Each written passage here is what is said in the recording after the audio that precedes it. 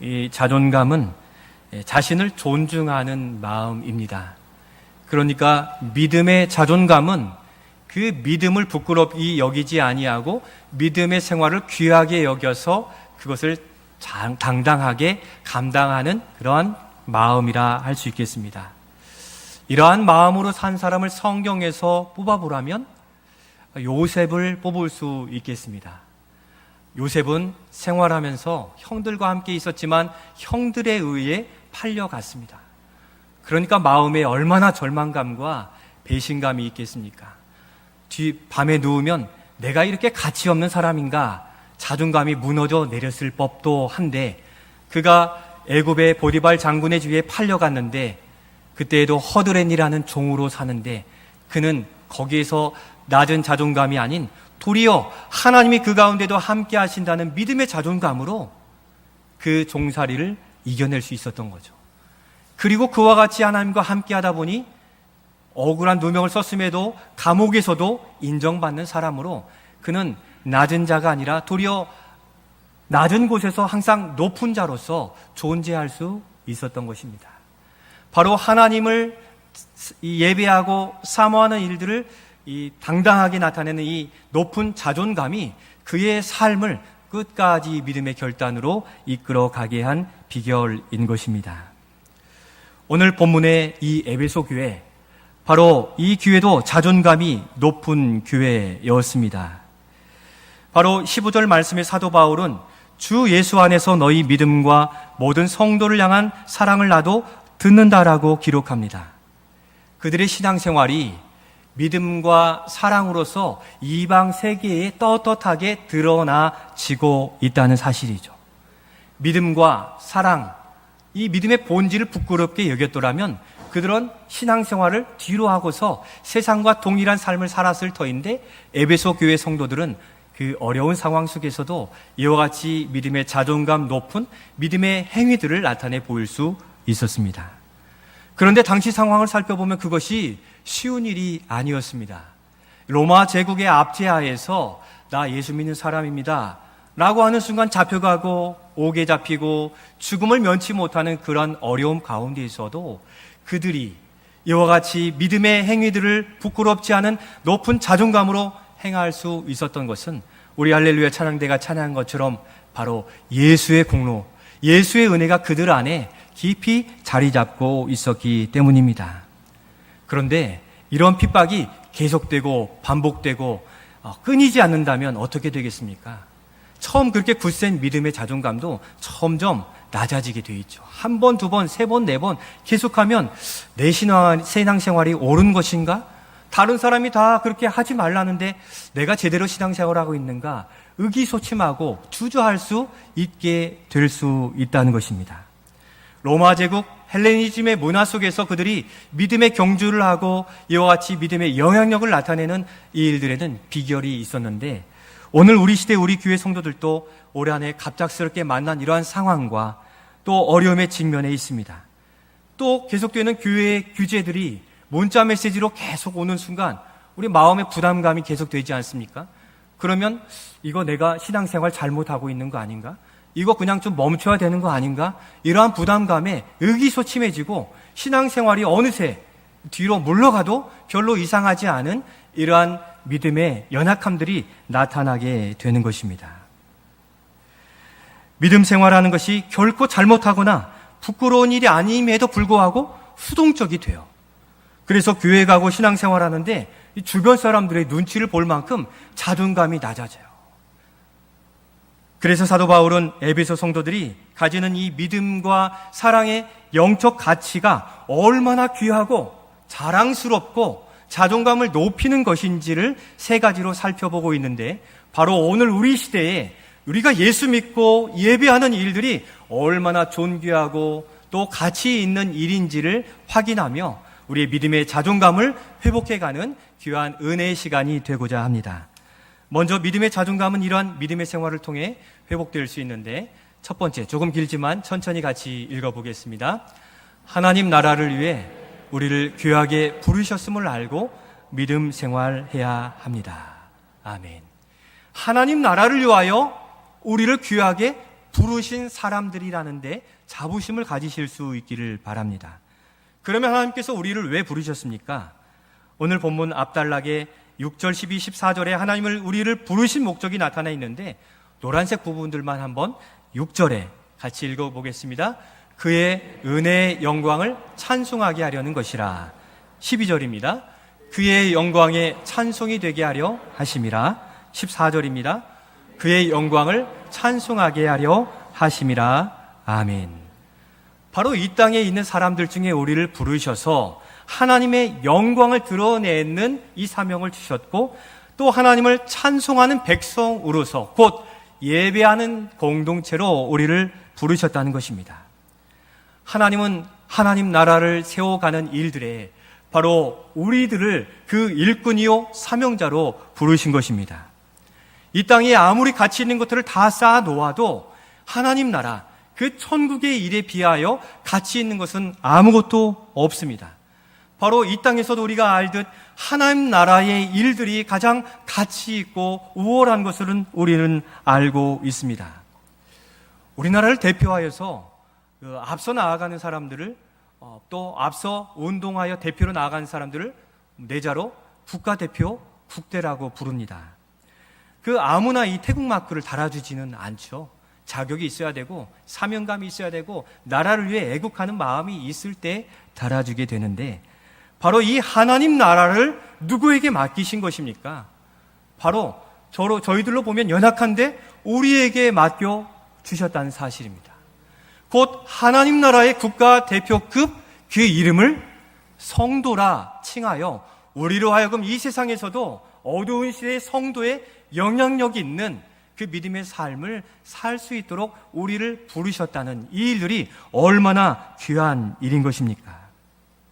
우리는 이 찬송하는 일, 또 예배하는 일이 익숙하게 되었지만 어느 누구도 믿음 없이는 결코 감당할 수 없는 일입니다. 믿음 없이 찬송할 수 있습니까? 믿음 없이 예배 드릴 수 있습니까? 그럴 수 없는 것입니다.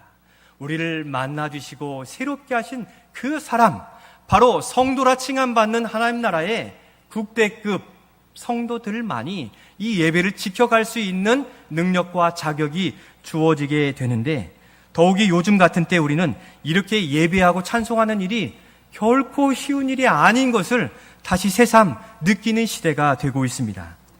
그래서 매주일의 예배가 하나님께서 우리를 향해 기대하시고 바라는 것임을 재발견하는, 예배가 얼마나 소중한 것인가를 깨닫게 하시는 한편에 하늘의 비밀을 우리에게 열어주시는 시대를 살고 있는 것입니다. 바로 하나님은 어떠한 상황, 어떠한 위치, 어떠한 곳에서도 하나님을 예배하는 백성으로 서기를 기대하고 계시다는 것입니다. 우리는 예배를 통해 영적인 특별한 가치를 경험하게 됩니다. 하나님께 전심으로 예배하는 순간 우리는 어떠한 은혜를 누리게 됩니까? 하나님이 우리를 만져주시고 만나주시는, 이 땅에서는 경험할 수 없는 영적인 경험을 하게 됩니다. 그래서 하나님을 향하여 사랑을 고백하고 찬양을 올려드릴 때 하나님은 내주하신 하나님이 우리 속사람 가운데 신령한 은혜를 부어주시어서 내가 너의 찬양을 받아 너의 헌신을 받고 너의 드리는 물질과 시간과 건강을 받는다 하면서 우리를 칭찬해 주시고 격려해 주시며 이 어려운 때에도 우리의 사명을 감당함에 우리를 위로해 주시는 성령의 놀라운 은혜를 누리게 되는 것입니다. 바로 하나님과의 깊은 교통함, 전심으로 기도한 것처럼 신령과 진리로 예배함으로 우리 안에 계신 주님이 우리 안에 굴곡진 상처와 연약함들을 다 채워 치료해 주시는데, 마치 광고에도 보면 아이가 다쳐오면 엄마가 여기에 연고를 발라주잖아요. 그렇듯이 세상에서 살다가 하나님께 나와 하나님 제가 여기 아파왔습니다, 제가 주님을 사랑합니다 고백할 때 그 연고를 발라주시듯 그 은혜를 굴곡진 우리의 상처와 아픔과 또 질고 가운데 다 채워주셔서 평탄케 하시는 은혜를 우리 예배 공동체 가운데 누리게 하시는 영적인 가치를 소유한 우리인 것을 기억하실 수 있기를 소원합니다. 이 시간도 그 하나님을 부르고 그 하나님을 찾는 자들의 심령에 이와 같이 은혜를 부어주셔서 차고 나았을 때는 넘쳐서 그것으로 세상을 섬기는 주의 종으로 우리를 파송해 가는 것입니다. 그러니까 이 예배는 우리가 전심으로 예배해야만 코로나 또는 어려운 이 삶으로 파송되어서 승리의 삶을 살게 되는데, 그래서 예배에 성공하는 사람이 세상에서도 성공한다는 것이 맞는 사실인 것입니다. 하나님이 나를 만져주시기까지, 은혜 주시기까지 간절함으로 찬송하십시오. 마스크 어려우시기에 마음으로 전심으로 찬양하면 그것을 받아주시는 분이에요. 마스크가 안 되니 어떻게 합니까? 박수로서 내 마음의 전심을 표현해 가는 것입니다. 전남대 의대 정신과 명예교수님 이무석 박사님은 이런 이야기를 했습니다. 자존감이란 자기가 자신에게 주는 점수라 이렇게 표현합니다. 자기가 얼마나 자랑스럽게 해왔는지 점수 주는 것이라고 하죠. 이를 우리의 부르심과 연관하여 본다면 나는 하나님께 원하시는 예배로 드리고 있는지, 또는 하나님께 드리는 나의 예배를 점수를 준다면 몇 점 정도 될 것인지가 우리의 믿음의 자존감을 측정해 볼 수 있는 수치가 될 수 있을 것입니다.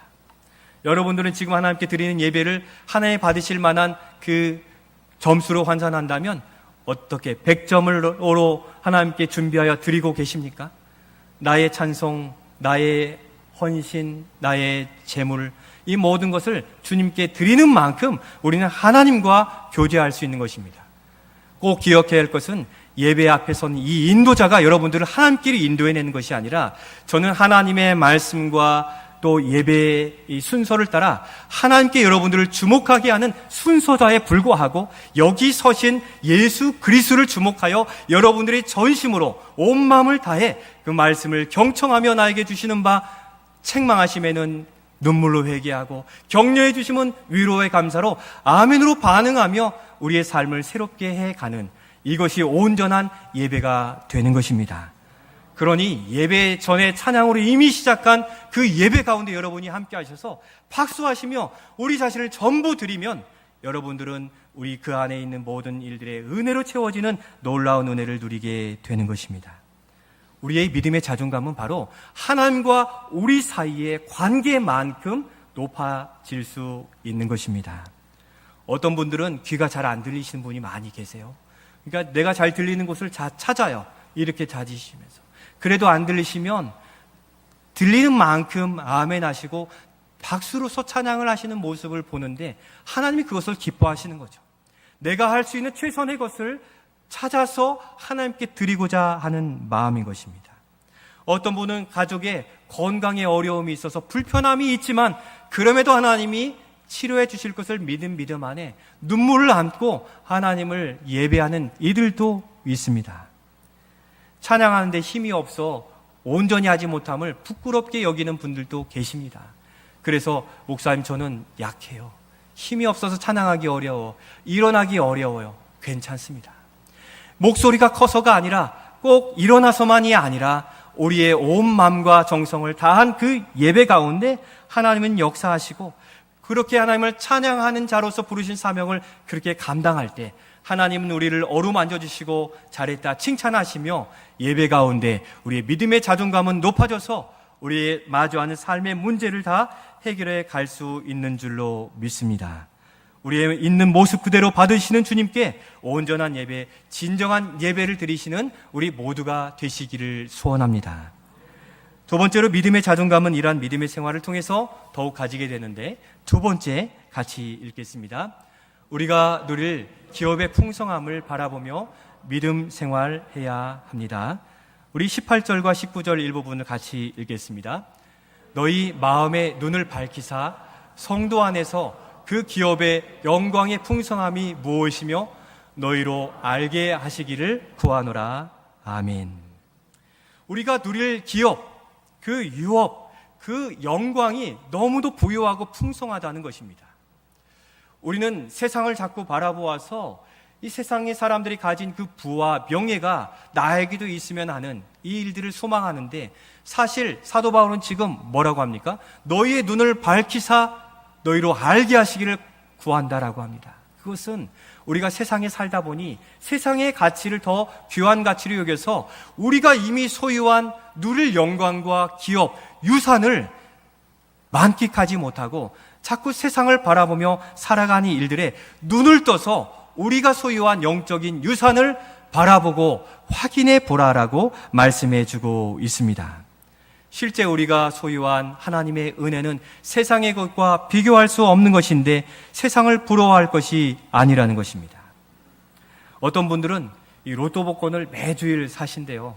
그래서 이걸 긁는 낚시로 산다고 하시는데, 여러분, 그 일주일의 삶에 희망은 가질 수 있지만 그것이 삶을 책임져 줄 수는 없는 것입니다. 그러나 우리에게는 날마다 꺼내 확인할 수 있는 영원한 보증이 있는데, 그것이 바로 성령의 인치신 증거인 것입니다. 우리가 예수 그리스도의 복음을 들었을 때 성령께서 우리의 마음을 뜨겁게 해주시지 않으셨습니까? 나와 관계없는 예수 그리스도께서 성령이 내 안에 들어오셔서 도장 탁 찍어주시면서 이제 너는 내 자녀다. 내가 평생에 너와 함께하며 너를 붙들어 주겠다. 내가 불 가운데 갈지라도 타지 않으며 물 가운데 휩쓸릴지라도 멸망하지 않을 만큼 내가 너를 붙들어 주겠다라고 성령께서 우리에게 도장 찍어주신 성령의 보증이 우리에게 있다는 사실입니다. 우리는 이 구원의 감격을 날마다 꺼내어서 바라보고 살아가지 않으면 세상의 것이 더 좋게 보이고 세상의 것 조금만 더 가지면 좋겠다 하면서 어느새 이 영적인 소중한 유산들을 내려놓고, 나는 왜 저 사람들이 가진 물질이 없습니까? 내 것 내려놓고 투정하는 이 연약해진 낮은 자존감에 처할 수 있게 되는 것입니다. 사랑하는 성도 여러분, 우리 주님은 우리를 부르시고 인쳐주심으로 우리가 여기 이 자리에 예배하는 줄로 믿습니다. 예수 그리스도를 영접하지 않고 믿음을 고백하지 않고 어떻게 예배할 수 있습니까? 여기에 있는 인도함 받는 그 자체가 여전히 하나님은 우리의 선한 목자로 도우시는 그 유업을 누리고 있는 줄로 믿고 믿음의 삶을 살아가야 되는 것입니다. 오늘 우리 시대에 어떻습니까? 많은 정신질환자들이 많이 힘들어하고 있습니다. 사회적 거리를 두고 만남을 금지하는 이 시대가 되니까 그동안 만나 교제했던 이들을 만나지 못해요. 그러니까 혼자 있는 시간이 많이 있어 외롭다 하신 분이 많고, 외로움이 더해지면 우울함이 더해지고 그 정신의 세계가 빛이 가리워지거든요. 이러한 시대에 우리 믿는 자들은 우리의 심령에 빛을 비추어 주시는 하나님의 조명하심의 은혜가 오늘도 어두운 시대에 내 안에 계신 성령을 바라보며 빛으로 온전함으로 살아갈 유산을, 또 기업을 가지고 살아갈 수 있게 되는 것입니다. 나라에서는 이 코로나 시대에 이 정신 건강을 회복하고자 정신 상담소도 많이, 상담 치료 정신센터도 많이 만들어 놓지 않았습니까? 우리는 이 비대면 언컨택트의 시대에 우리를 보이지 않는 하나님과 컨택, 대면의 이 예배의 삶을 온전히 지켜가며 이것을 우리의 기업으로 지켜갈 수 있어야 되는 것입니다.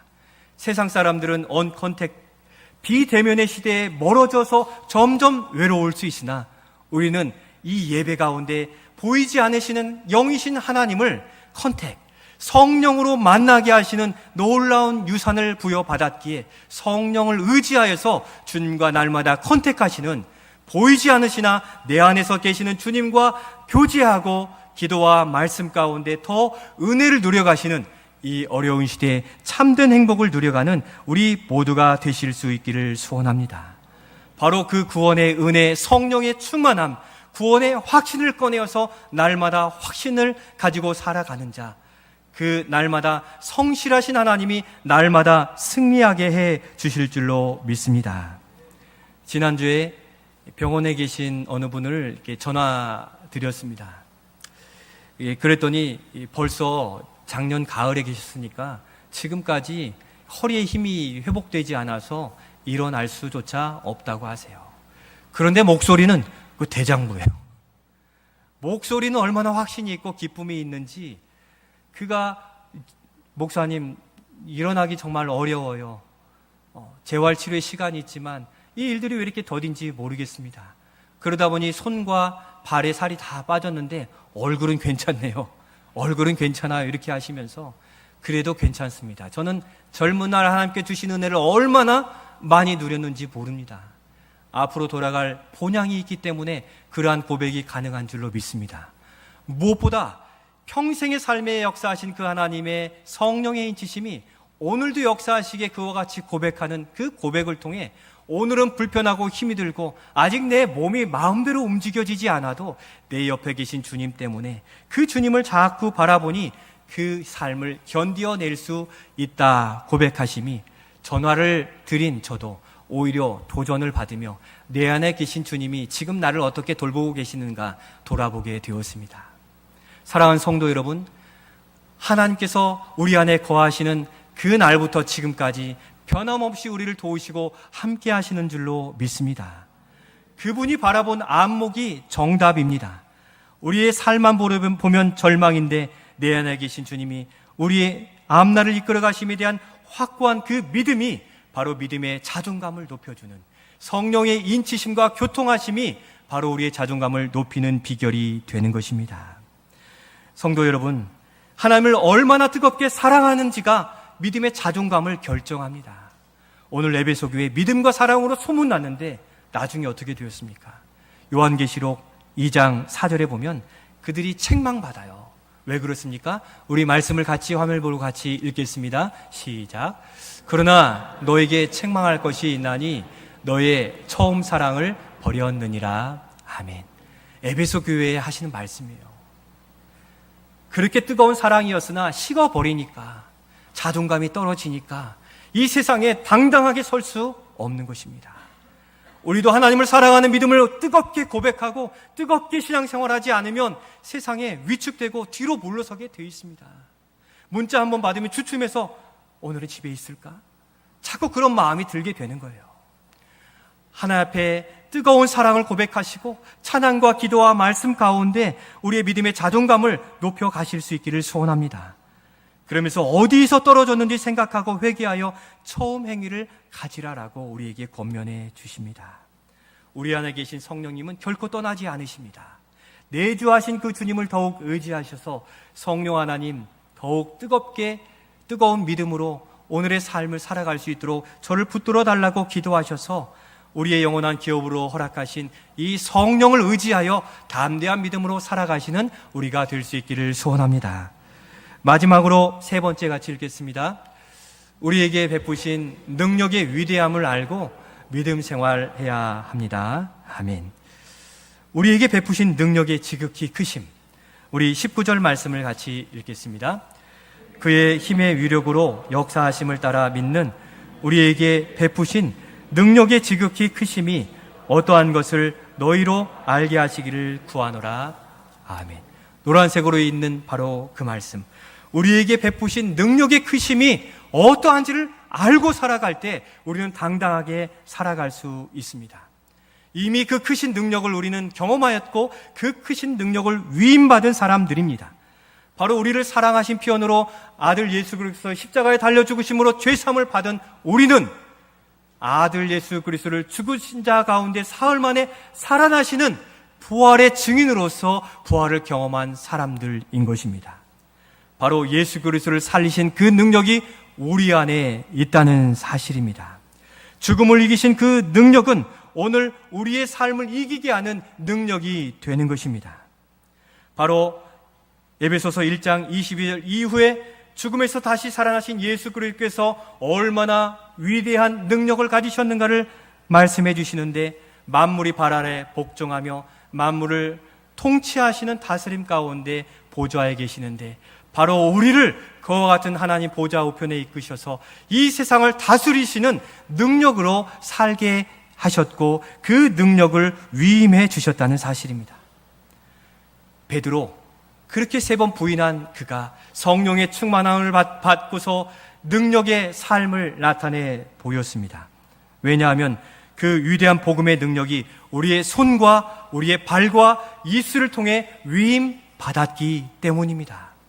그것을 알고 그 능력을 선포하고 위임받은 권위를 나타내 보일 때 이 세상에 우리는 능력 있는 복음 전도자로 살아갈 수 있는데 바로 사도 베드로는 성전 미문에 앉은 안진뱅이를 향하여 그 권세를 위임받은 입술을 통하여 은과 금은 내게 없거니와 내게 있는 이것을 내게 주노니 나사렛 예수의 그리스도의 이름으로 일어나 걸으라 선포함으로 능력은 나타낸 줄로 믿습니다.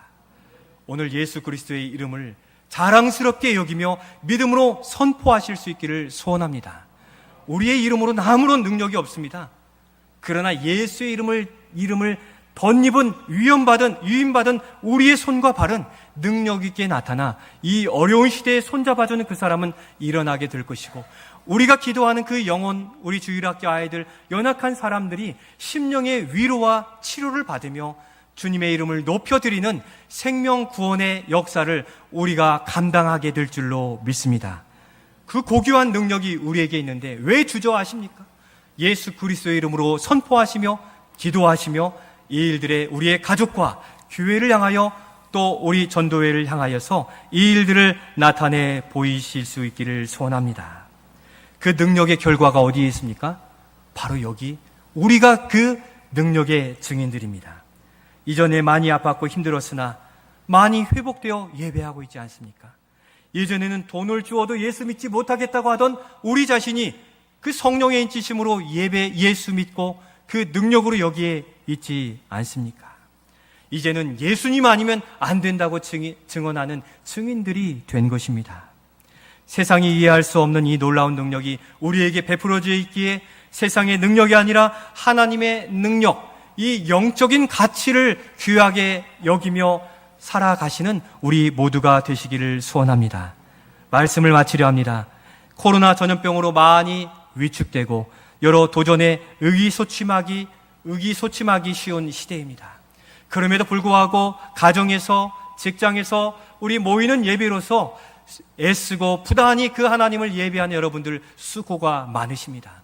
우리 주님이 여러분들을 격려해 주시고 또 위로해 주시는 줄로 믿습니다.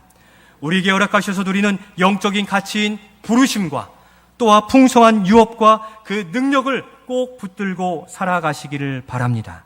우리를 부르신 하나님을 찬송하고 예배하는 생활이 바로 여기, 바로 저기, 바로 거기에서 이루어지므로 이 어두운 시대에 어찌 그렇게 은혜가 충만하고 밝은 얼굴로 살아가는지 이 시대에 에베소 교회가 나타난 믿음과 사랑의 영향력을 나타내 보이시는 믿음의 자존감이 복음을 인하여 그 능력을 인하여 높아져 살아가는 우리 제일교회 모든 성도들과 우리 교회가 되시기를 주님의 이름으로 축원드립니다.